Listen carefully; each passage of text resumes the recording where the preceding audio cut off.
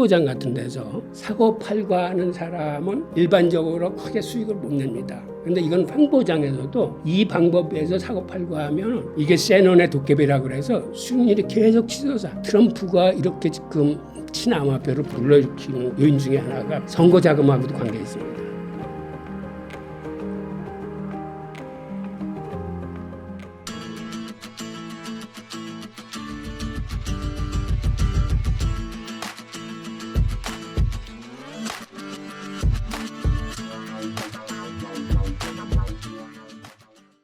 미국의 지금 정치가들이 그렇게 친암호화폐로 이렇게 돌아서는 데는 ETF 승인을 앞두고 미국에서 그 암호화폐 투자 인구가 아주 굉장히 많이 늘어났습니다.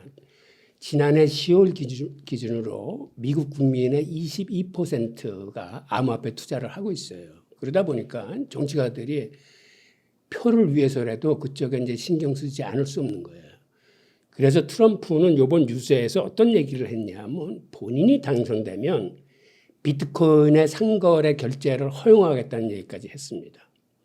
게다가 본인은 개인의 프라이버시를 침해할 수 있는 CBDC 발행을 허용하지 않겠다라고 해서 지금 바이든의 정책과는 이제 선을 긋어요. 즉 그 얘기는 CBDC가 안 나오면은 그 대체 상품인 스테이블 코인 시장이 굉장히 크게 힘을 쓸 텐데 스테이블 코인 시장이 힘을 쓴다는 건 이게 암호화폐 시장에서 또 남다른 의미를 갖고 있어요. 왜 그러냐면 우리는 원화로 암호화폐를 살 수 있지만 미국은 스테이블 코인이 있어야지만 암호화폐를 살 수 있는 이런 시스템이에요.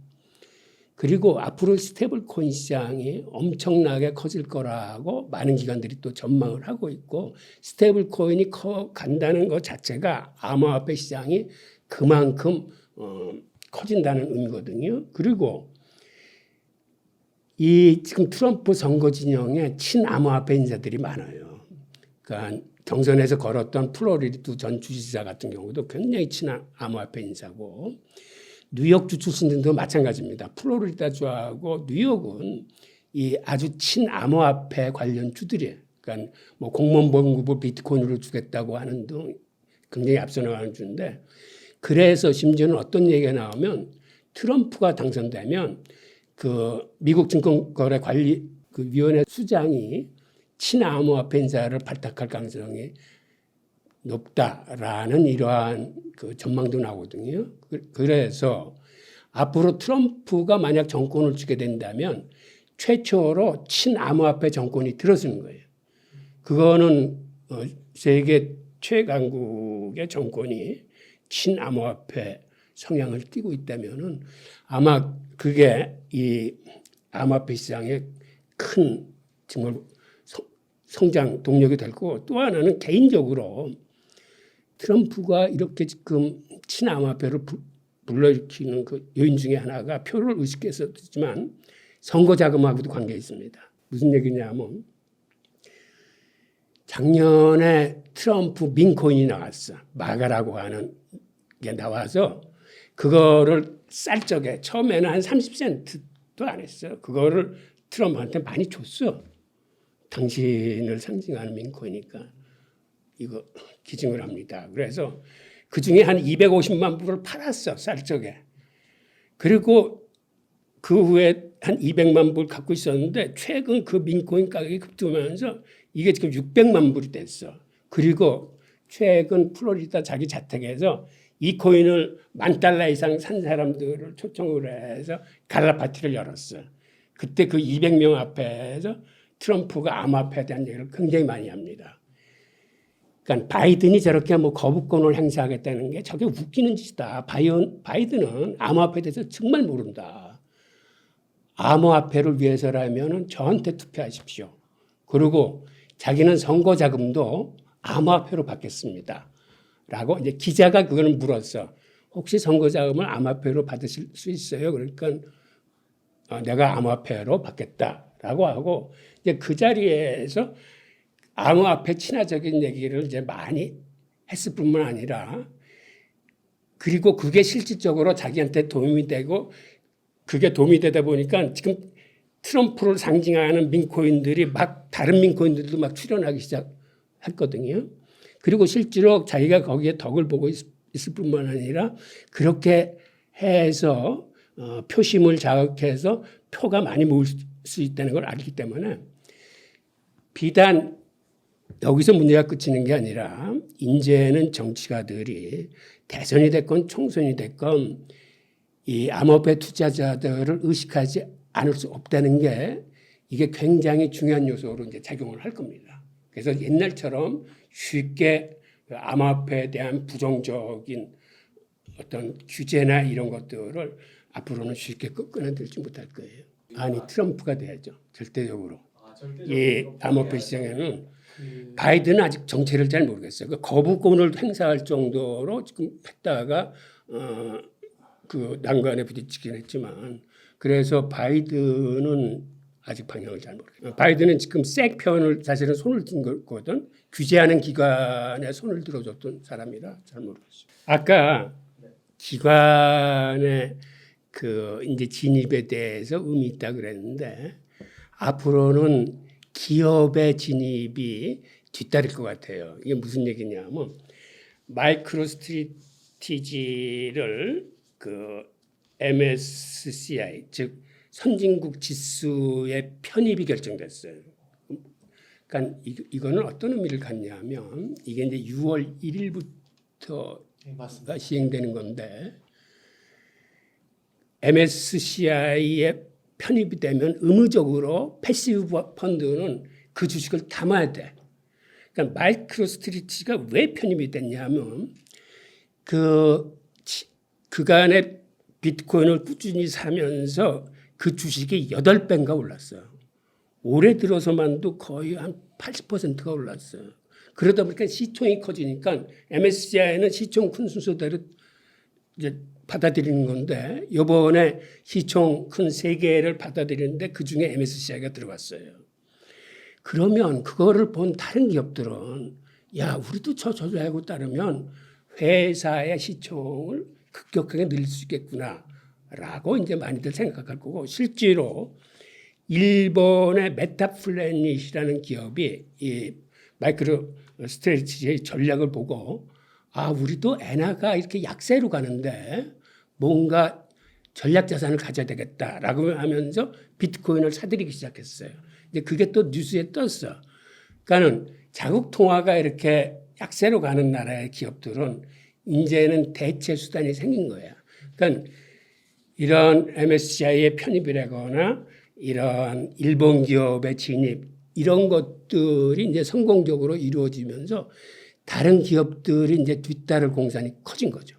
이것도 앞으로는 큰 호재로 작용할 겁니다. 이미 그거를 이제 상상해서 전망한 기관들은 많아요. 그래서 올해 뭐 한 1억 갈 거다 혹은 1억 5천 갈 거다라고 얘기하는데 저는 개인적으로 달러로 한 15,000달러 2억 정도는 가지 않을까라는 견해를 갖고 있습니다. 그리고 그러한 그 호재 중에 하나로 어떤 게 또 있냐면 사실은 블랙록이 이 시장에 뛰어든 거는 비트코인을 바라고 뛰어든 건 아니에요.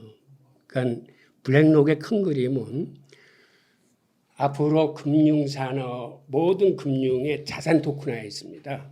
즉 기존의 금융이 뭐 채권 시장이나 주식 시장이나 이렇게 움직이는 건 이건 제한된 시장에 움직이는 건데 이거를 토큰화하면은 첫째 조각 투자를 해서 소액 투자가 가능하게 할 뿐만 아니라 24시간 거래되기 때문에 유동성을 굉장히 크게 키울 수 있는 토대가 마련되는 거예요.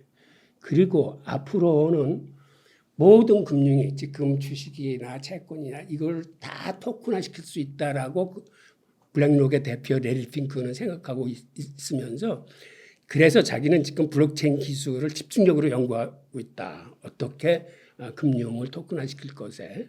그래서 저만 해도 지금은 저런 방향으로 큰 방향을 잡았으니까 저게 완성돼서 나오면 시간은 좀 걸리겠구나 그랬는데 웬걸 이미 비들이라는 그 자산 토큰이나 펀드를 이미 출시를 했습니다. 그거는 개인용은 아니고 기관용이긴 하지만 이 국채 투자나 이런 걸 통해서 비드를 달러하고 1대1로 연동시켜가지고 비드를 사는 이 기관들한테 그들의 지갑에 예를 들어서 국채 가격으로 벌어들이는 수익이나 이 수익을 직접 매달 쏴주는 거예요. 그러니까 그들은 일종의 어떻게 보면 비들이라는 스테이블 코인을 샀는데 달러와 연동된. 근데 마치 이거를 해서 자기 지갑에 가지고 있음에도 불구하고 정기 예금을 들었듯이 계속 그 수익이 쌓여질 수 있는 이러한 그 RWA 상품을 내놨거든요. 그러니까 그들이 생각보다 지금 추진 속도가 굉장히 빨라. 그리고 그런 것들이 앞으로 블랙론만 하는 게 아니라 지금 모든 자산운용사나 금융기관이 다 자산 토큰화. 이게 원래는 STO라고 해서 토큰 증권. 거기에 처음에 시작됐던 거기 때문에 당연히 금융기관들은 토큰 증권으로 쫓아갈 거예요.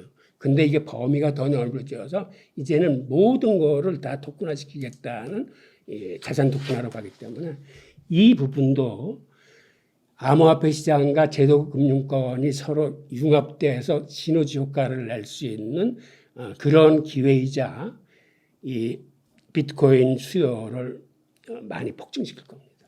변동성이 비트코인이나 이런 거에 비해서 2~3배 정도 큽니다. 그러니까 물론 가격이 올라갈 때는 비트코인보다 2~3배 수익률이 더 난다는 얘기고 떨어지면은 이거는 반의 반토막이 아니라 비트코인에 비해서 변동성이 한 2~3배 크기 때문에 그러니까 개인 투자자 같은 경우에는 쪽박차기 쉬워요. 그래서 제가 권할 수 있는 건 그 패시브 펀드 투자 전략을 암호화폐 시장에도 도입을 해서 그거를 좀 쫓아가면 어떨까 하는 거를 이제 추천드리는데 패시브 펀드 전략이라는 건 뭐냐면 그 어렵게 이거를 막 찾아내서 이렇게 포트폴리오를 짜는 게 아니라 그냥 암호화폐 시장 전체 시총 비중을 그대로 쫓아가는 겁니다. 예를 들어서 내가 1,000만 원을 투자한다 그러면 지금 비트코인 도미넌스가 한 53% 정도 돼요. 그럼 자기 투자금의 53%는 비트코인에 담고 이더리움이 한 17% 정도 됩니다. 그럼 거기 한 17% 담고 그러면 이것만 해도 벌써 70%야.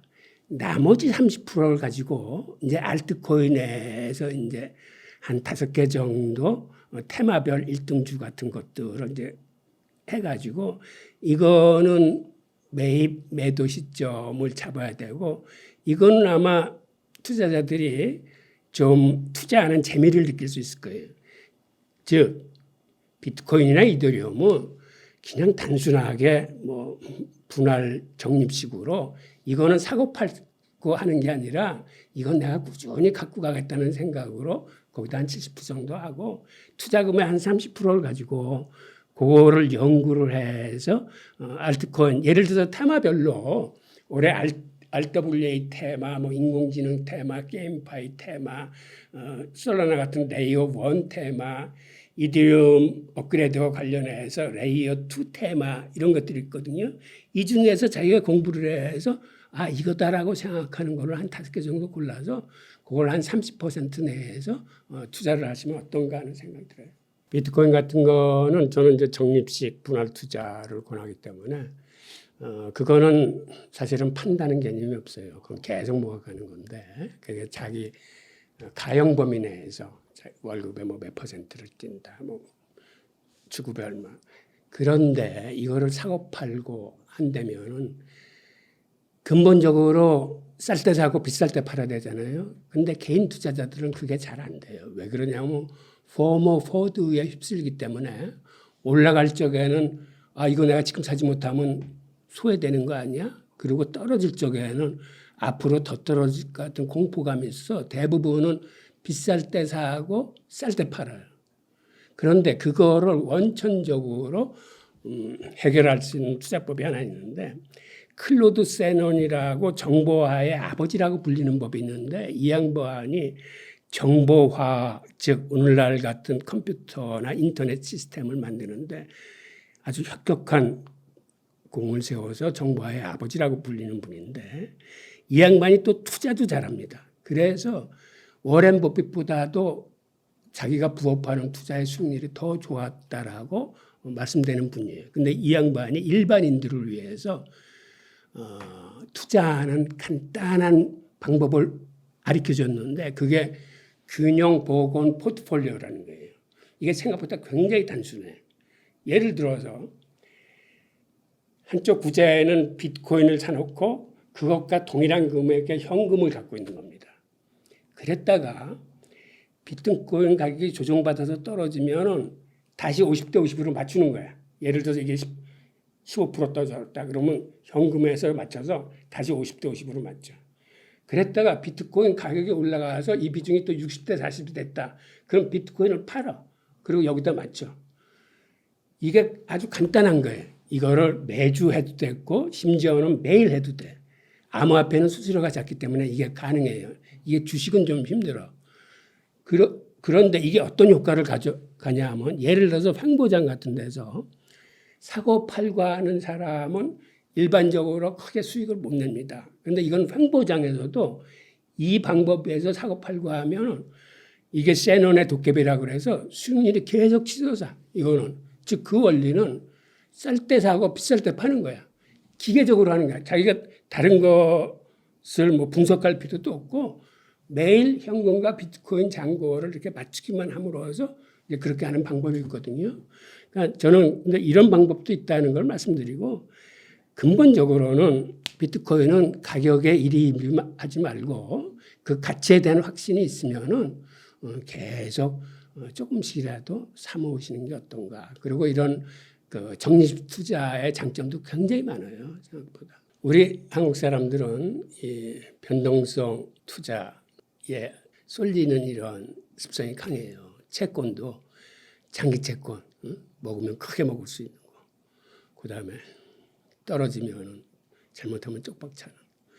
근데 이 암호화폐 시장도 예의가 아니라서 비트코인보다는 통계적으로 이 알트코인 투자하시는 쪽이 비중이 그쪽이 60%가 넘는다고 그래요. 이게 외국인들은 그래도 안정적인 비트코인 위주로 투자를 하는데 이게 우리 투자자분들의 어떤 통계나 확률인데 그래서 제가 말씀드리고 싶은 거는 이 변동성이 큰 알트코인으로 한번 수익을 내보겠다 하는 것보다는 조금 이 시장에서는 좀 겸손해진다 그럴까? 그러니까 비트코인의 비중을 더 많이 가지고 가십사라고 하고 그다음에 5배, 10배 이렇게 할 수 있는 선물 시장은 아예 그쪽에는 발을 들이시지 않는 걸 권합니다. 물론 실력이 있어서 들어가서 큰 수익을 볼 수도 있지만 대부분은 들어가면 다 쪽박을 차요. 그리고 또 하나는 아직 이 암호화폐 시장은 법적인 토대나 소비자 보호 이게 마련된 시장이 아니에요. 그게 생각보다는 굉장히 위험한 시장입니다. 그래서 투자를 하실 적에는 비록 저는 많은 그 호재에 대해서 말씀을 드렸지만은 그럼에도 불구하고 보수적인 접근, 그러니까 어떻게 하면 안전하게 이 시장에 접근해서 우선은 잃지 않는 투자가 돼야 되고 그런 자세를 계속해서 견지해 주십사라고 말씀드리고 싶습니다.